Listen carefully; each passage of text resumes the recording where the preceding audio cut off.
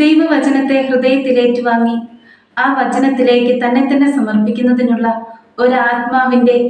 ഒരു വ്യക്തിയുടെ പരിശ്രമമാണ് ധ്യാനം. ഇതിന് നമുക്ക് ഏറ്റവും ഉത്തമമായ മാതൃക പരിശുദ്ധ അമ്മ തന്നെയാണ്. വിശുദ്ധ ലൂക്കായുടെ സുവിശേഷം 2-ാം അധ്യായം 51-ാം വാക്യം ഇപ്രകാരം പറയുന്നു: അവന്റെ അമ്മ ഇക്കാര്യങ്ങളെല്ലാം ഹൃദയത്തിൽ സംഗ്രഹിച്ചു. യഥാർത്ഥത്തിൽ മറിയത്തിന്റെയും ജോസഫിന്റെയും ജീവിതം മുഴുവനും ദൈവിക രഹസ്യങ്ങളുടെ ധ്യാനം തന്നെയായിരുന്നുവെന്ന് ചരിത്രം പറയുന്നു.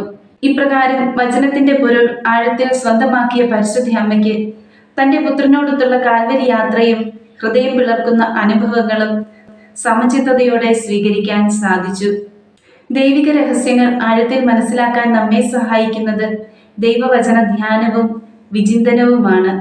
നമ്മുടെ ജീവിതത്തിലെ സന്തോഷങ്ങളിലും പൊള്ളുന്ന വേദനകളിലും ദൈവത്തിന്റെ മുഖം കാണാൻ തക്ക വിധം ദൈവവചനം ഹൃദയത്തിൽ ആഴപ്പെടുത്താനുള്ള കൃപയ്ക്കായി നമുക്ക് പരിശുദ്ധ അമ്മയുടെ മാധ്യസ്ഥം യാചിക്കാം.